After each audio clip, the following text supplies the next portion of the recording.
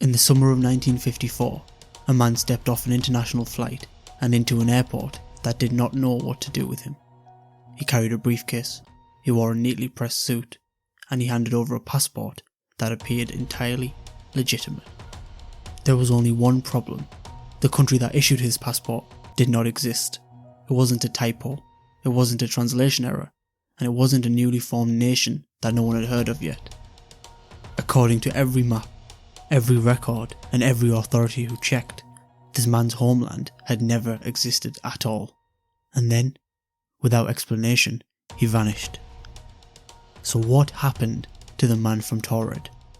Let's find out in today's episode of The Inexplicable.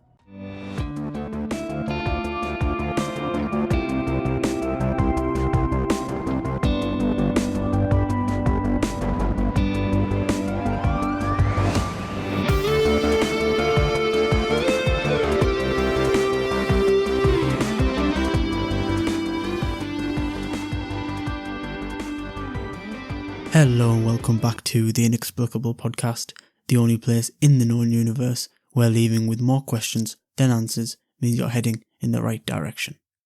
Today we're going to be looking at the man from Taured.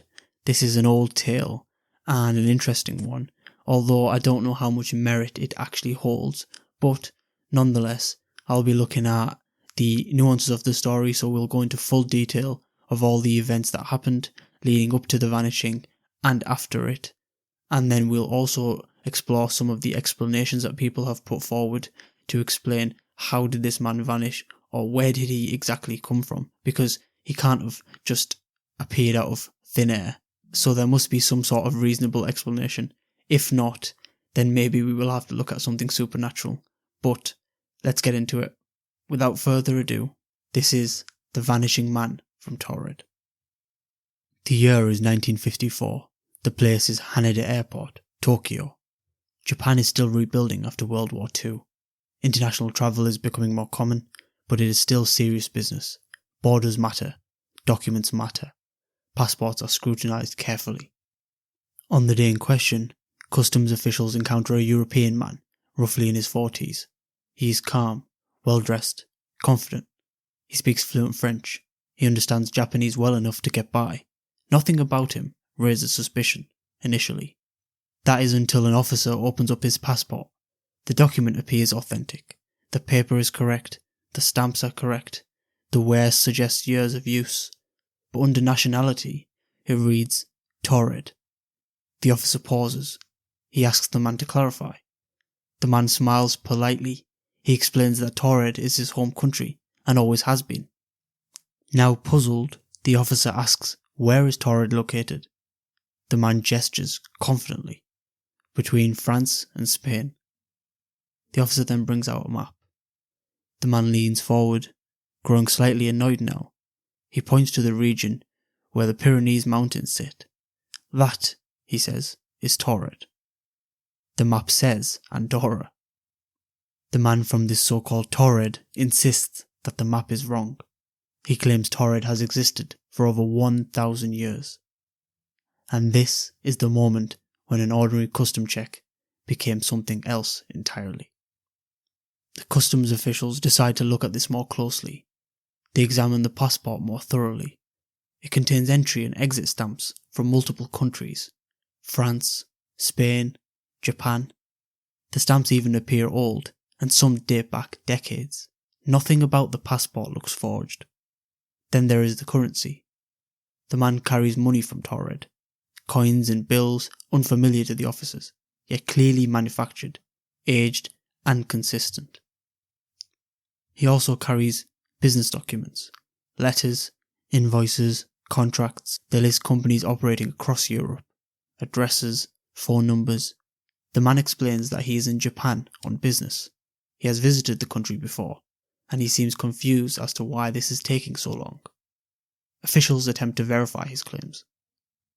They decide to call the companies listed in the documents he had. Some of them exist, but Taured does not. There is no embassy, no consulate, no record, no paper trail. Maps from multiple sources are shown to him. Each time, he reacts the same way, with frustration, then anger, then disbelief. He insists that they are all mistaken. From his perspective, the world appears to have erased this country overnight. The authorities reach a decision.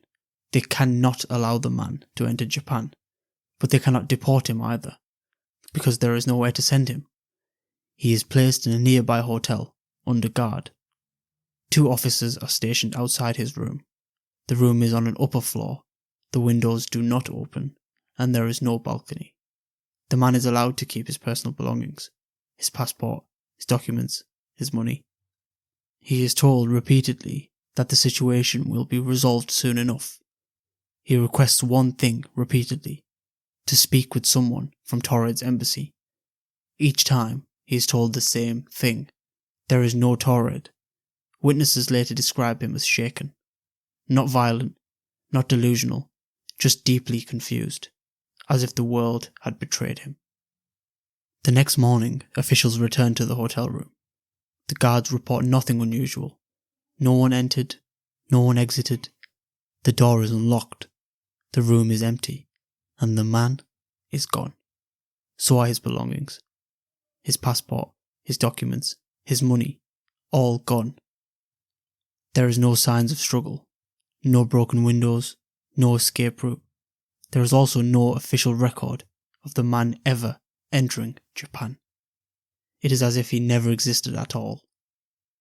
And that is where the facts end. Everything beyond this point becomes open to interpretation.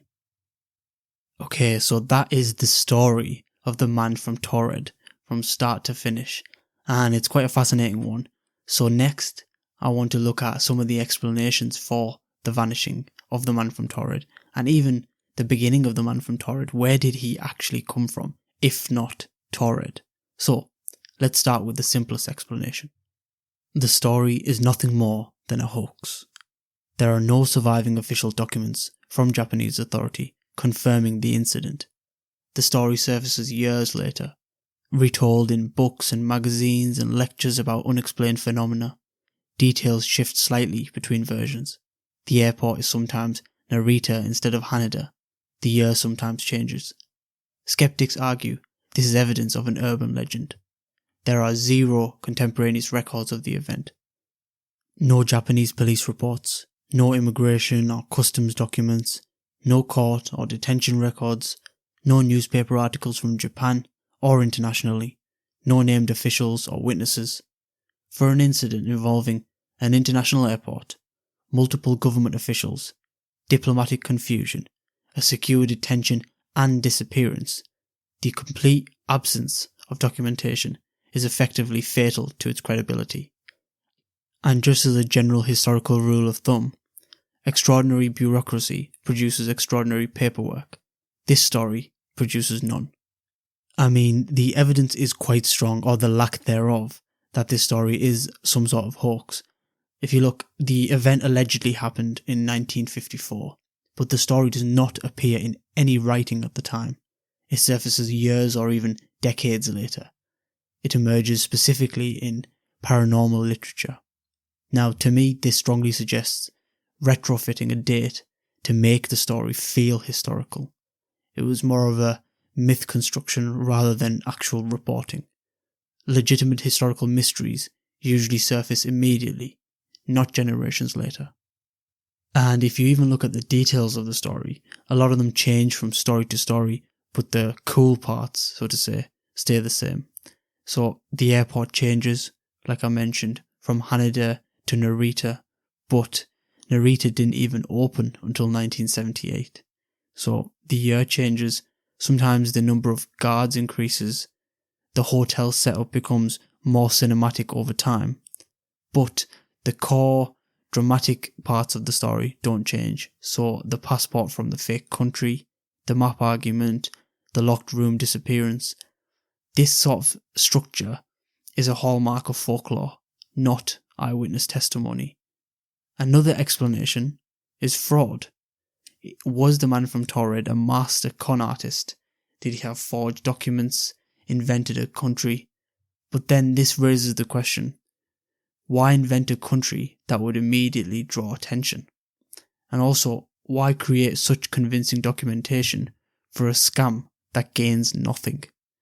Why vanish completely, leaving behind no trace, no arrest record, no follow-up? If this were a trick, it was an unusually elaborate and pointless one. Which brings us to the explanation that most people remember. What if the man was telling the truth? Not metaphorically, not symbolically, literally. What if Taured exists, but not in our version of reality? Modern physics allows for the possibility of parallel universes, worlds that develop differently, borders drawn another way, history branching subtly then dramatically. In one such world, Andorra never existed. Instead, there was Taured, a small nation nestled between France and Spain. What if the man crossed over accidentally? A momentary overlap, a fracture, a misstep into a different universe. He arrives in our world carrying proof that makes sense only where he comes from. And when authorities acknowledge the contradiction, when reality is forced to confront itself, the anomaly corrects. The man disappears, not escaping, not dying, but returning to his universe, going home. Another theory that is quite popular is the John Allen Zegras theory. This claims that the story of the man from Taured is actually derived from an earlier, real story. According to Snopes, a real-life incident inspired the story of the man from Taured, but it is, quote, a greatly embellished and fantastical version of the far less sensational, real story. As exciting as the idea of a visitor from another dimension can be, the unfortunate reality is that the man from Taured was nothing more than a simple fraudster. There is a considerable amount of evidence to suggest that the true identity of the man from Taured was John Allen Zegras, who was arrested in Tokyo in 1960 for trying to cash phony checks after using a false passport to get into the country. On July 29, 1960, a debate in the British House of Commons referred to the case of John Allen Zegras, who it was said described himself as an intelligence agent for Colonel Nasser and a naturalised Ethiopian. This man, according to the evidence, has travelled all over the world with a very impressive looking passport indeed. It is written in a language unknown, and it has remained unidentified, although it has been studied for a long time by experts. The House member continued, describing Zegras' passport as seemingly issued in the city of Tamanrasset, the capital of the state of Taured, which Zegras claimed was an independent state of roughly 2 million people just south of the Sahara. The debate aimed to illustrate how easily passports could be forged. The Vancouver-based paper, The Province, also reported on Zegras at the time, writing, Mr. Zegras wanted to travel around the world. To impress officials, he invented a nation, a capital, a people, and even a language. All these he recorded on a passport, which he made himself. According to the report, Zegras was able to travel all across the world successfully, using his fake passport, particularly across regions of the Middle East.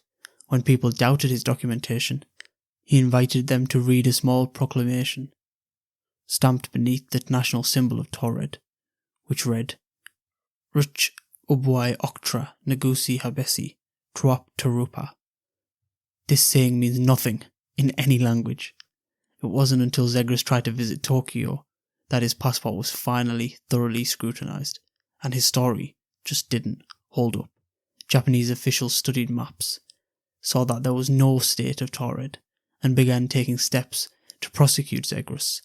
The province referred to Zegras as a martyr to Japanese thoroughness. So what happened to this so-called John Allen Zegras, or the fake man from Taured?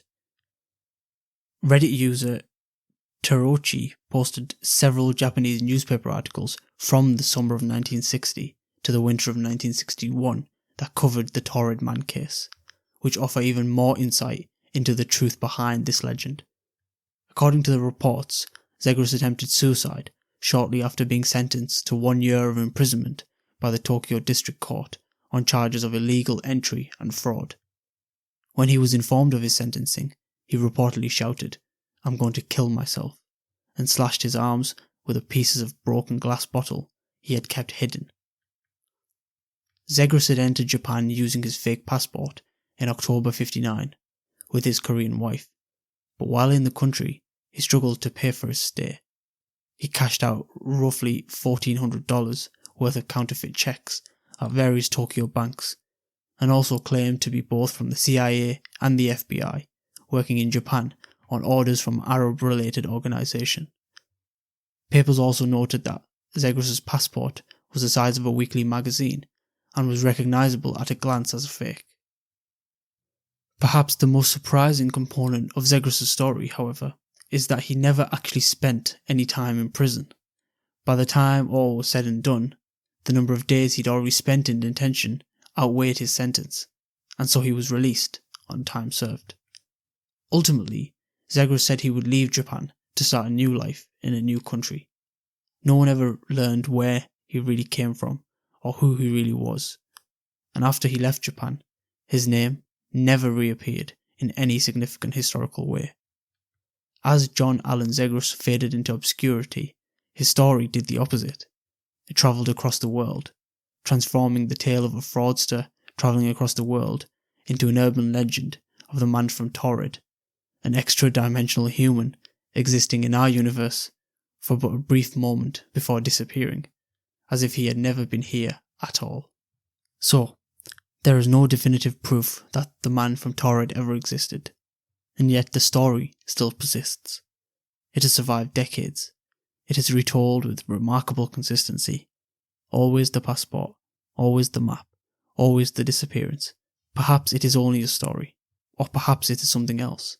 A reminder that borders are just human inventions, that maps change, that reality may be less stable than we think. Because if even one detail of the story is true, then somewhere in the space between worlds, there may be a country that remembers a man who vanished at an airport in 1954 and never came back.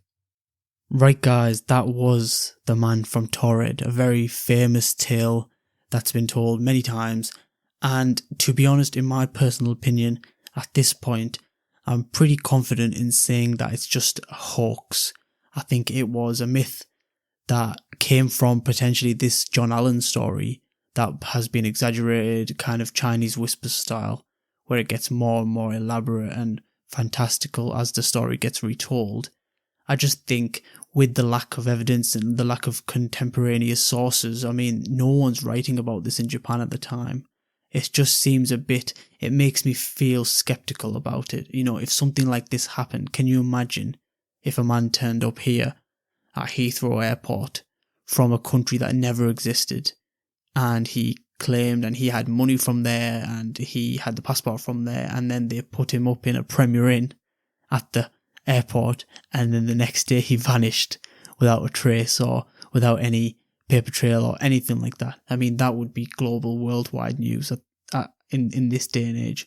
So I think part of me just thinks that because it's lacking that, I think that just kind of takes a hit in its credibility straight away. And to be honest, I just don't believe in the supernatural theory in this case. You know me from the previous episodes, I'm a big believer of the supernatural. But in this, I just don't see it. I don't know what it is. It just doesn't point supernatural to me. It just points just made up entirely. The story lacks names. It lacks specific details of the officers' names, the person's name, you know, that sort of stuff. I mean, it has all the hallmarks of an urban legend. And with that being said, I think that's all it is. So The Man from Taured, in my opinion, is officially a hoax. So that's it from me, guys. That was The Man from Taured. I hope you guys enjoyed it as much as I did. This is quite a famous one, and it's quite a quick one too, so it was nice to just kind of get a nice short one out. Next episode will be a Victorian folklore tale, which I'm very excited to do, so keep your eyes peeled for that, and keep your ears open for that, I suppose. And as usual, guys, if you have any questions or anything you'd like to correct me on or debate me on, please feel free to contact me. My email is in the comments below. It should be, it's inexplicablepod@outlook.com. Or you can just leave a comment or contact me on TikTok or Spotify or any of the social medias, and I'll be happy to talk to you. So, yeah. Thank you guys for listening, and till next time, peace.